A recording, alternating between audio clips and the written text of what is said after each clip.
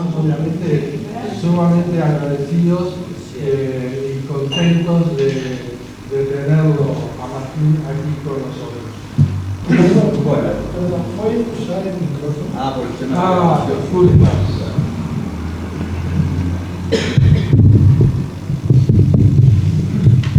Hola, Isi, ¿no? Bueno, antes que nada, muchas gracias, Luis, por la invitación y la presentación, y un gusto estar aquí compartiendo.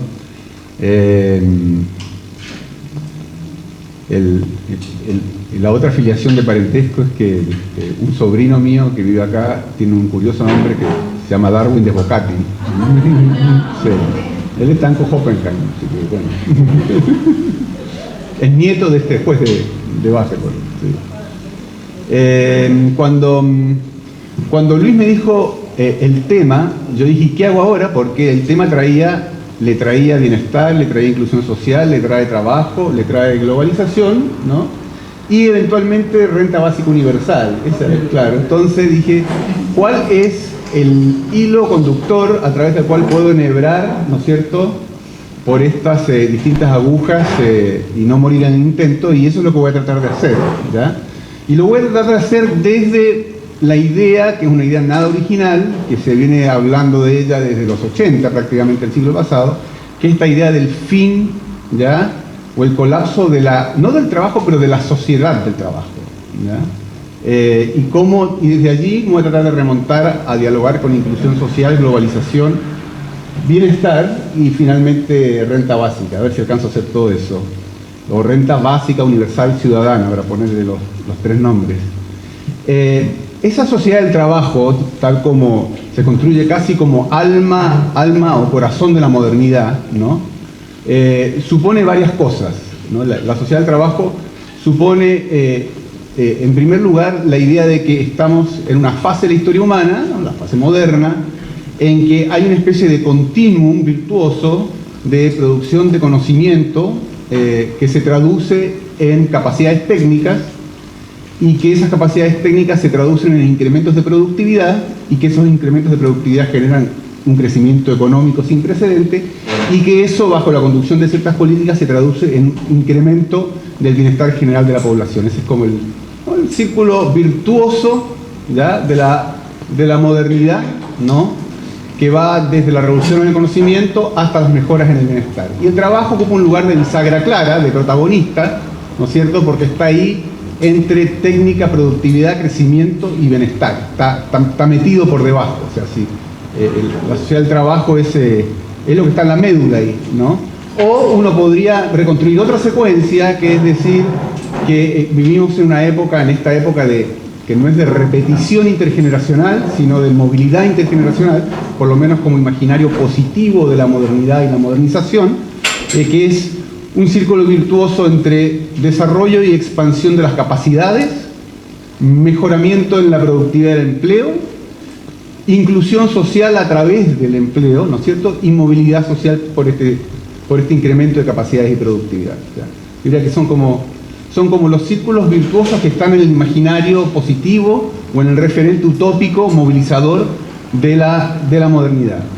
Pero sociedad del trabajo también tiene mucho que ver con lo que ocurrió desde la segunda posguerra y durante esas famosas 3 décadas gloriosas de los baby boomers, que es la idea de las economías de pleno empleo. No significa que no hubiera desocupación, pero se operaba con la idea de que el desempleo era un desempleo lo suficientemente bajo como para poder ser manejado, sobre todo desde sistemas de protección social, estados de bienestar, mecanismos de tránsito para que la gente pudiera volver a reinsertarse en el trabajo, ¿ya?, pero que eran problemas básicamente de corto tiempo, de poca gente y transicionales, ¿no?, y de readaptación. O sea, eso formaba parte del imaginario del pleno empleo también, o de las economías de pleno empleo. Desde un punto de vista quizás más weberiano, o también más Foucaultiano, la sociedad del trabajo supone que el trabajo es el principal mecanismo para racionalizar los comportamientos, para esta especie como de disciplinamiento en la productividad, ¿no?, regimentar el cuerpo en función de una productividad, de modernización de ciertas costumbres y hábitos. O sea, tiene un poderoso efecto de socialización, ¿ya? Probablemente siempre lo tuvo, pero no como racionalización moderna de los comportamientos. Un elemento adicional en esta especie de imaginario de sociedad del trabajo es que muchas políticas, y sobre todo políticas de Estado, eran derivadas de pactos entre agentes propios del mundo del trabajo, sobre todo cuando se consolida desde fines del siglo XIX, pero ya en el siglo XX, el actor trabajador como un actor organizado, fuerte, con capacidad de negociación y con capacidad de presión, ¿no es cierto?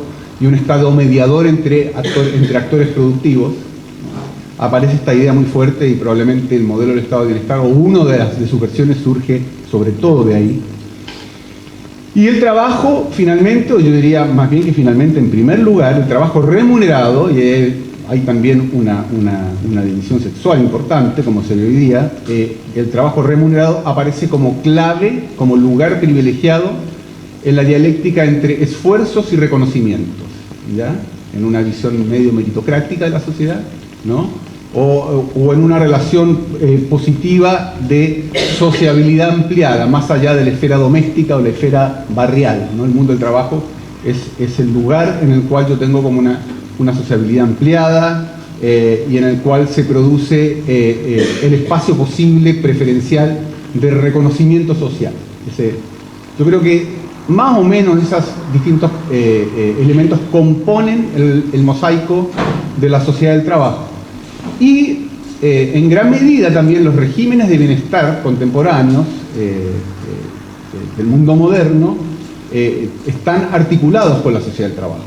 Es decir, muchas conquistas políticas y muchos pactos vienen desde el mundo del trabajo y que hacen luego a partes de los regímenes de bienestar y las políticas del estado de bienestar.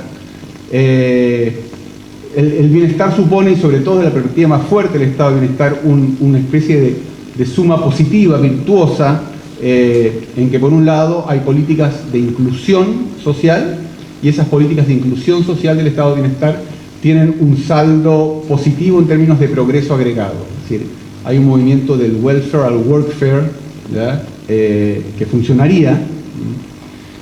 Hay una idea dentro del estado de bienestar o de los regímenes de bienestar de protección social frente a lo que plantea riesgos transicionales, a trastornos adaptativos y a grupos específicos.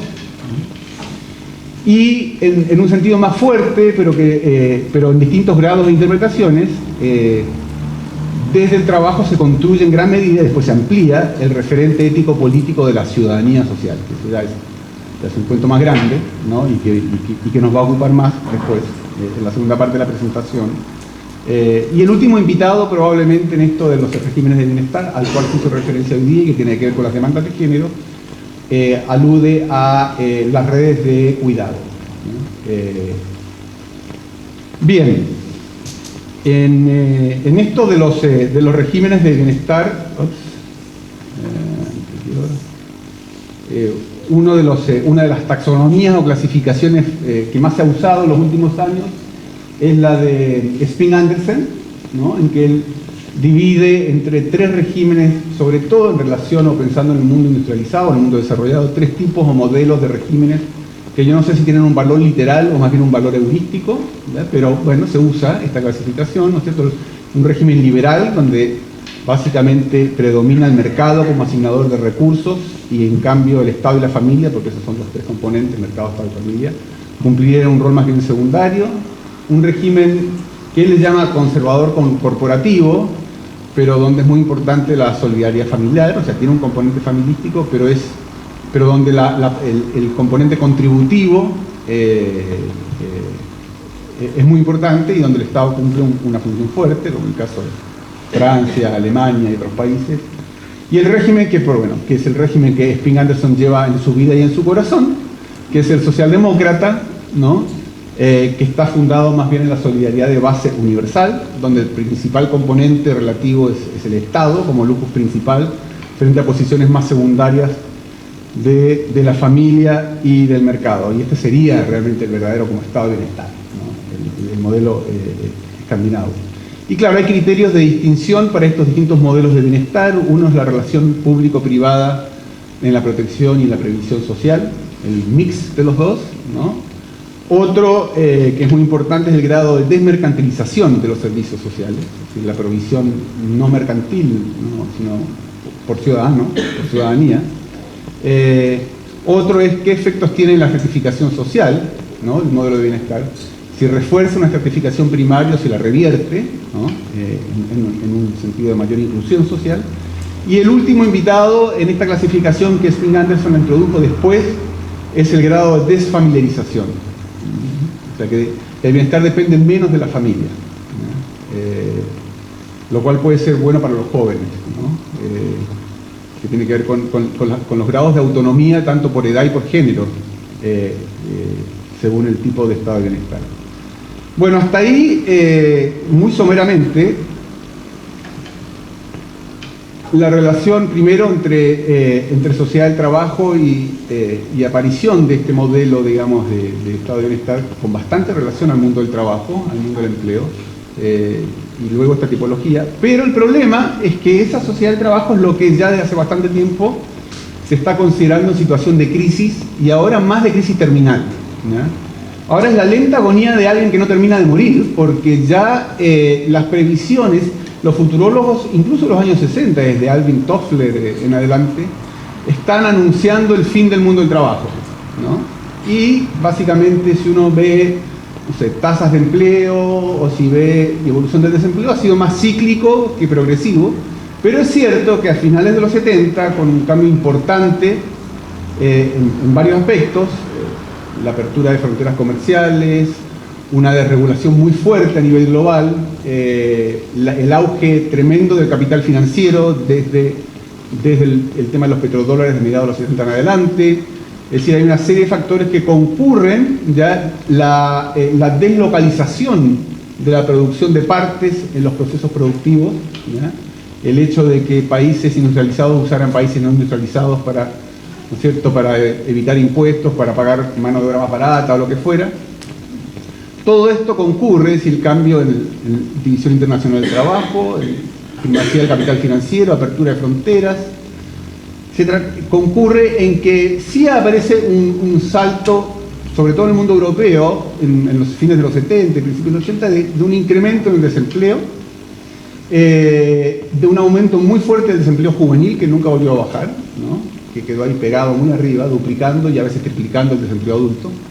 Y desde ese momento empiezan esta especie de visión distópica o antiutópica, ¿no? De que la gente de que se nos va a llenar el mundo de parados, ¿no? Y aparecen textos importantes ahí de André Gortz, de Jeremy Rifkin, de Dominique Méda, de Pierre Rosanvallon, en torno a este problema, ¿no? Y como con un discurso que decía algo así como: estamos pasando de la explotación en el trabajo a la Marx a la exclusión respecto del trabajo, ¿ya?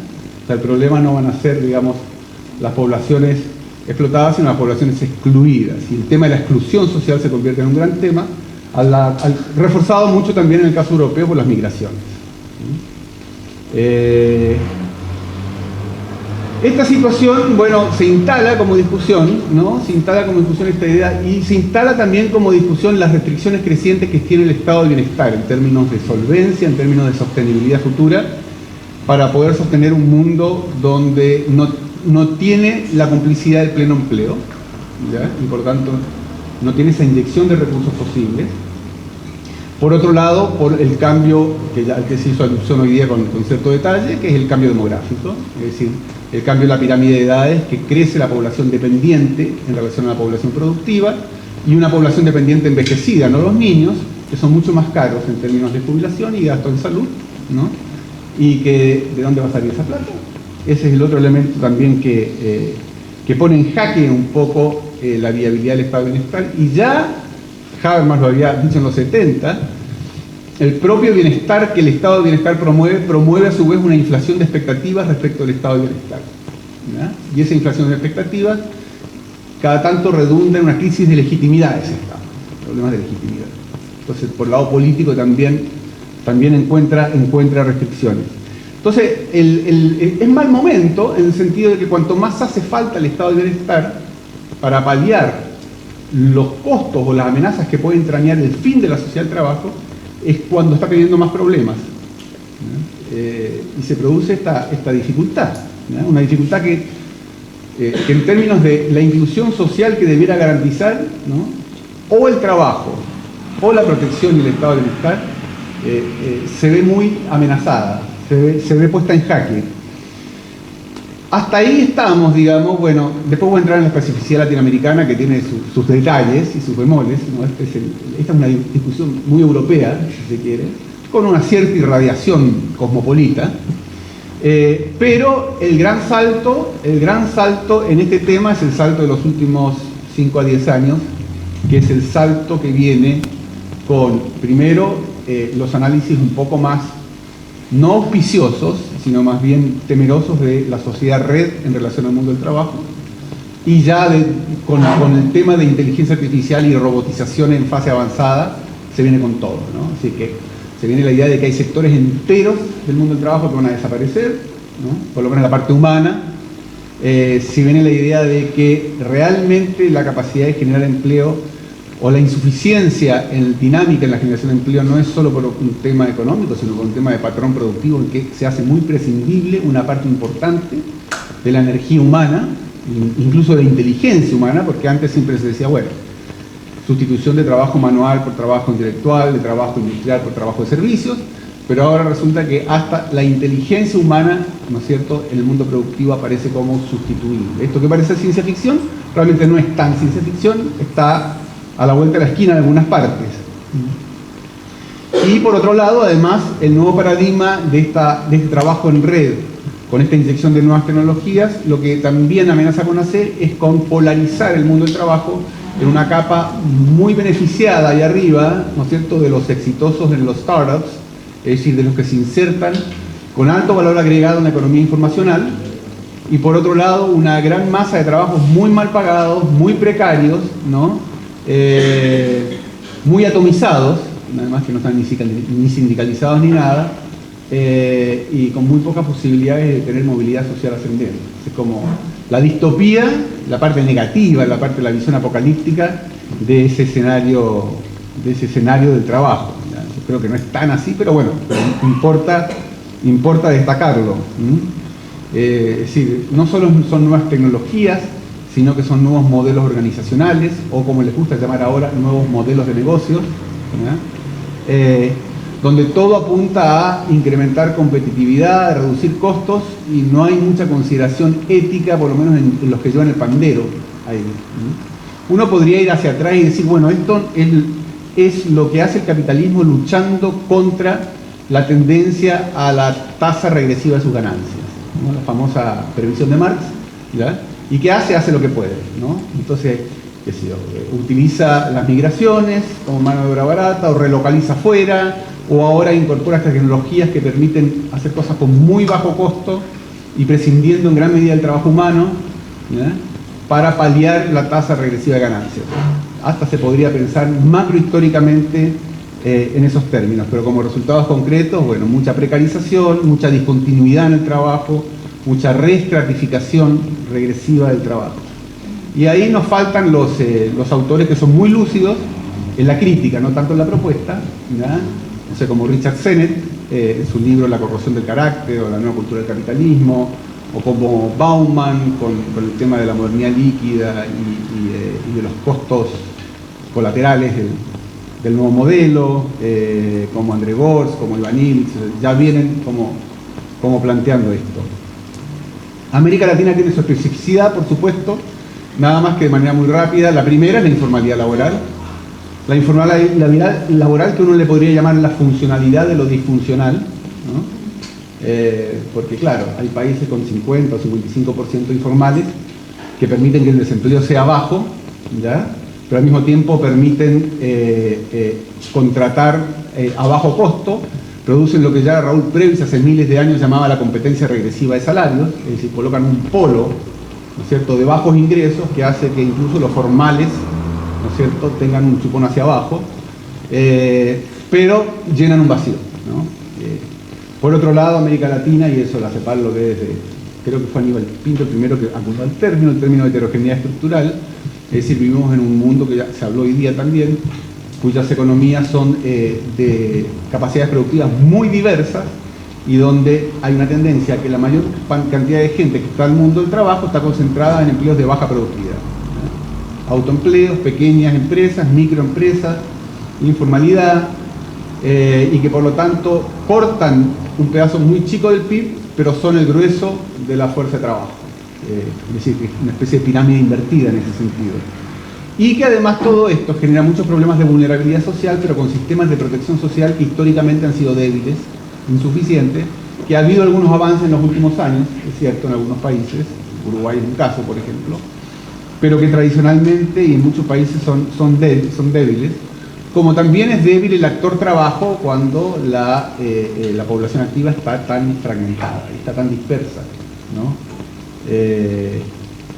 Entonces es como que lloviera sobre mojado, ¿no? Si a esto se agrega el hecho, digamos, de que la nueva era del sistema productivo es una era bastante parca en generación de puestos de trabajo, ¿no? Tiende más bien a la sustitución del trabajo. El panorama no sería muy auspicioso visto en esta perspectiva como macrohistórica. Este es como... además hay un elemento que tiene que ver con la globalización, que es que nunca como antes, en la historia humana, es tan rápido el salto del desarrollo del conocimiento a su traducción técnica, a su incorporación a los sistemas productivos y a su difusión en el mundo. Es decir, todo esto transcurre a mucha velocidad. Cierto que no transcurre de manera homogénea, pero hay una tendencia a la estandarización fuerte con la globalización. Y eso significa, digamos, que esto no es algo que va a ocurrir en uno o dos países o que está ocurriendo, sino que tiene hoy día como propiedad de la globalización, por la facilidad que hay para eso, ¿no?, de tener una difusión rápida, ¿no?, sobre todo a nivel de las grandes empresas. Entonces, esta es una situación que uno dice, bueno, el estado de bienestar sería más urgente que nunca, ¿ya? Primero, más urgente que nunca para traducir los cambios técnicos y los cambios organizacionales en un aumento general del bienestar. Aquí hay una ironía de la historia. Es una lámina que viene después, pero creo que es mejor decirlo ahora. La ironía de la historia es que ya con la revolución industrial o poco después nace la utopía futurista de que lo que se viene es finalmente superar el reino de la escasez, lo decía Marx, ¿no?, pero lo decían también los socialistas utópicos, y con la industria sustituir el esfuerzo humano por el trabajo de las máquinas o de la energía no humana, ¿verdad? Es decir, que la utopía protoindustrial que atraviesa la modernidad es una utopía según la cual el desarrollo técnico, gracias al avance del conocimiento, va a permitir un nivel de producción por un lado y una automatización de la producción por el otro, que los seres humanos van a poder trabajar mucho menos y vivir mucho mejor.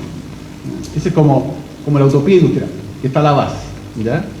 Pero lo que se da, y esa es la triste ironía de la historia, es que efectivamente el desarrollo científico-técnico fue incluso mucho más allá de lo que preveían en el siglo XIX, o lo que preveía Marx, ¿ya?, pero no se traduce en eso, ¿ya? O sea, sí, por supuesto, se traduce en un aumento de la productividad, pero no se traduce en un aumento general del bienestar.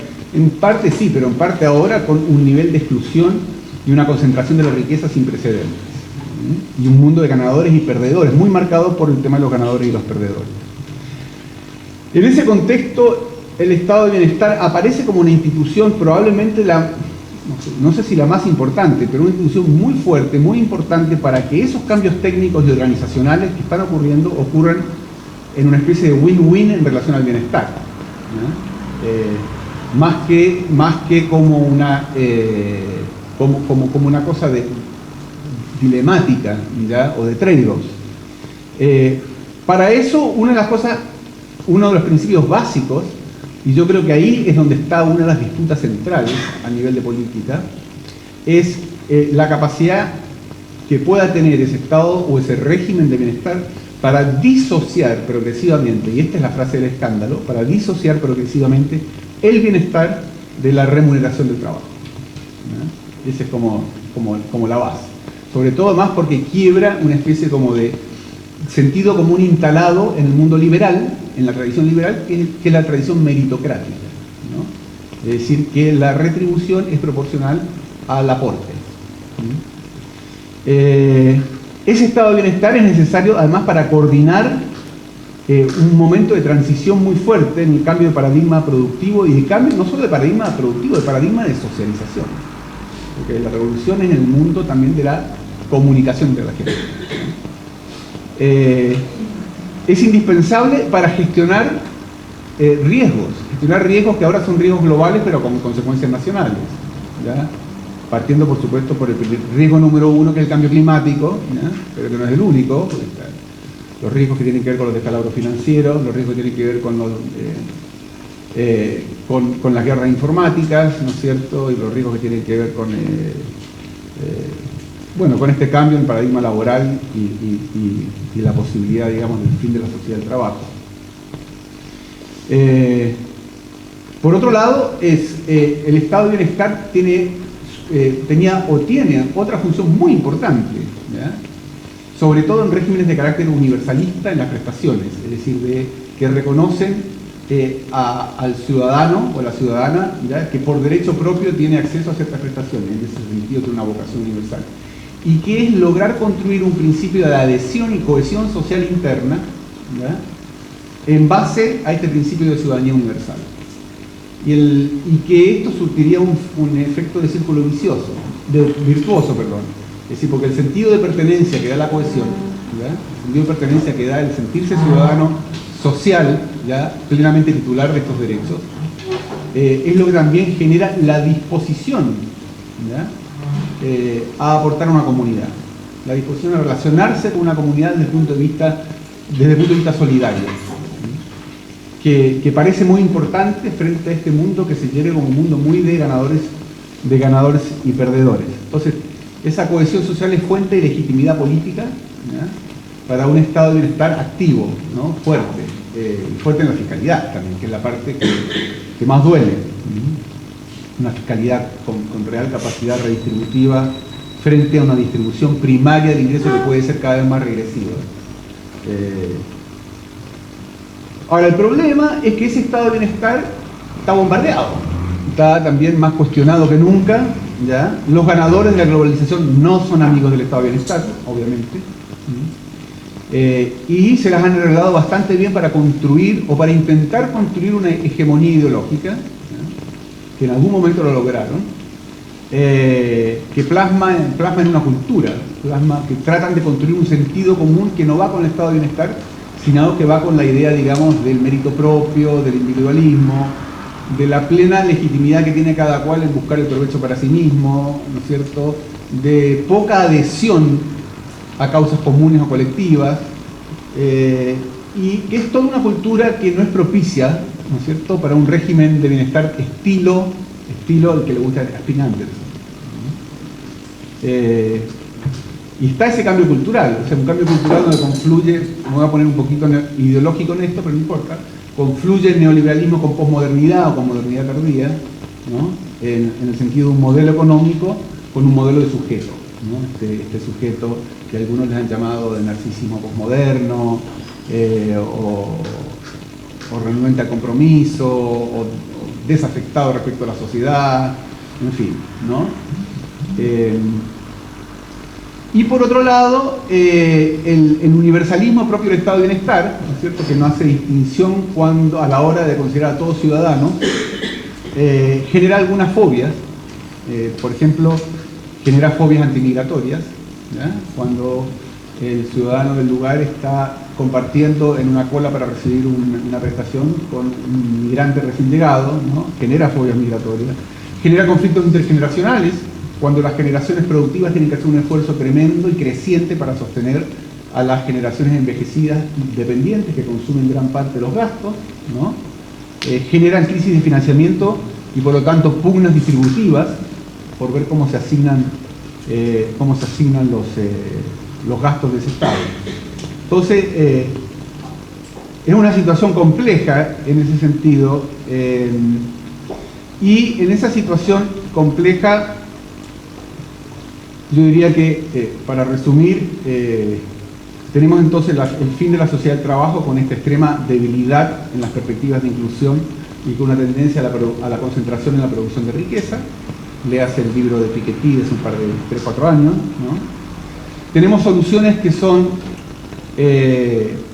podríamos llamarlas espurias, para usar un término cepalino, para solucionar el problema de las tasas decrecientes de ganancia del capital, ¿verdad?, que tienen que ver precisamente con reorganizar el trabajo de una manera muy dura.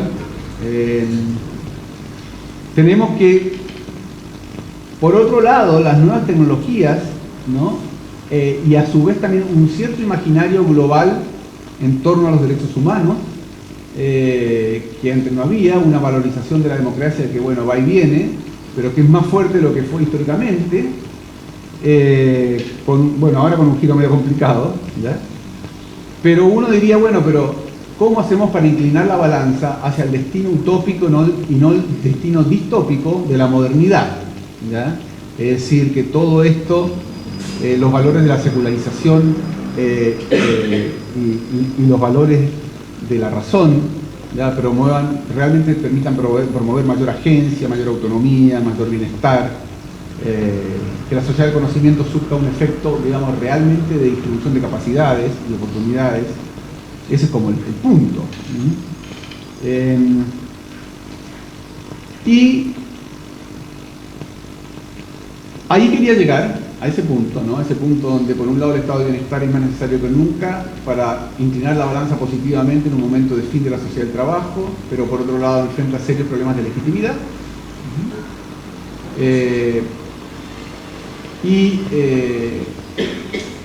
Quería llegar a este punto para hablar sobre esto que está en discusión desde algunos años, que se llama o renta básica, o renta universal, o renta ciudadana. Yo creo que son tres nombres que connotan cosas muy distintas, ¿ya? Renta básica, renta universal o renta ciudadana. Pero en este contexto macrohistórico es el contexto en que esto surge. Sí, probablemente algo tiene que ver con disociar, para algunos, para otros no, disociar, ¿ya?, el bienestar de la inserción productiva. Lo cual produce mucho ruido, ¿ya? Produce mucho ruido, pero voy a jugar a tomarlo como un hito en esa dirección, ¿ya? Y en eso, la renta básica universal ciudadana, utilizo los tres adjetivos, tiene un componente práctico, ¿ya?, que es realmente, el componente práctico es paliar urgencias, es paliar carencias, es lograr, digamos, que la gente sobreviva a un cierto umbral, que tiene que ver con, ese umbral puede variar probablemente el nivel de desarrollo de un país y otro. Tiene un componente político, que es generar sentido de comunidad, o más que nada generar legitimidad, sobre todo legitimidad. Yo diría que el sentido de comunidad es más bien el componente simbólico, el sentirse parte de.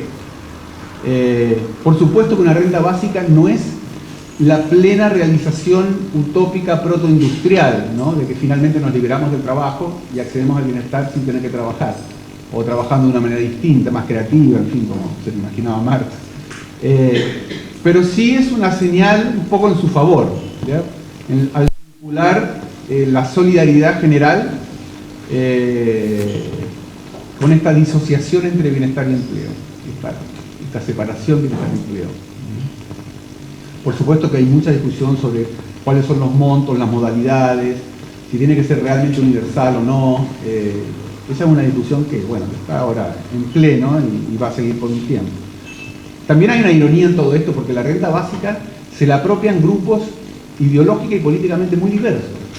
Es decir, por ejemplo, hay una derecha libertaria, aunque no sé si llamarlo derecha libertaria, pero una derecha que argumenta que es una buena herramienta la renta básica universal porque reduce los costos operativos en procesos de selección y asignación de recursos, y porque aumenta la libertad individual, ¿ya? Entonces cada uno ve lo que hace, ¿ya? Y se compensaría desde esa perspectiva con la reducción, y ahí está la parte, la pillería, la astucia, de otras prestaciones sociales.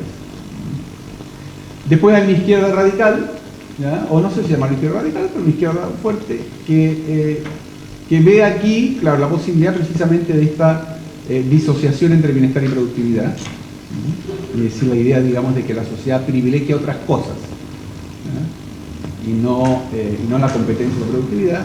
Y después hay una especie de lugar que está como en el centro progresista, ¿ya?, donde la renta básica universal es parte de un sistema de reestructuración de protección social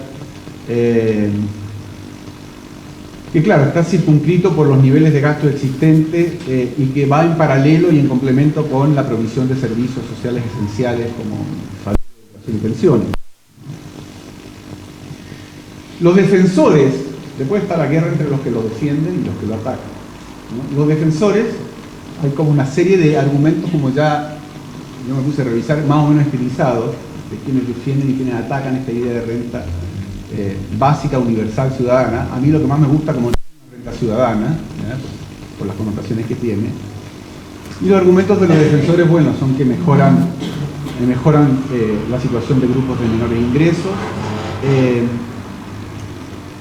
y que además abre un campo de negociación a la gente que trabaja en los trabajos de peores salarios, ¿ya? Porque tienen la alternativa que les da la renta básica, ¿ya?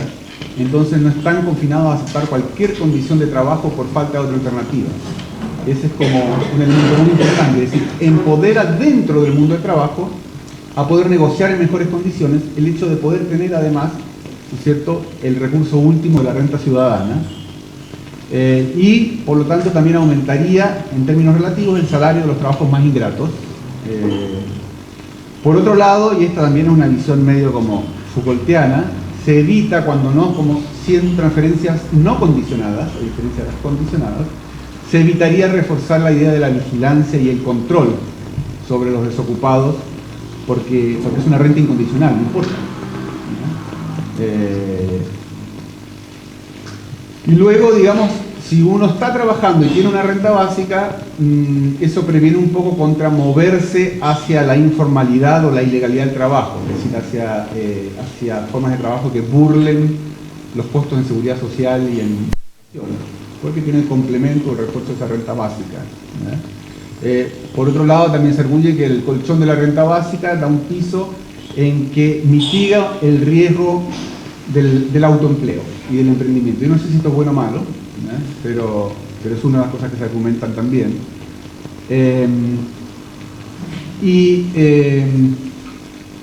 Bueno, eso más o menos.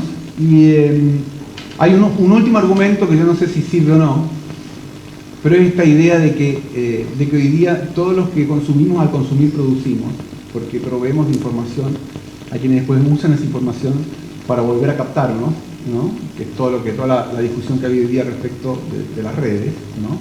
Es decir, el algoritmo de alguna manera es algo que nosotros alimentamos, pero después un otro usa productivamente frente a nosotros, ¿ya? Y que entonces estamos de alguna manera trabajando sin recibir nada a cambio, más que un aumento de oferta de cosas que nos tienten, ¿no? Y que por lo tanto eso sería una razón adicional, ¿ya?, para recibir algo por toda esa información que estamos entregando.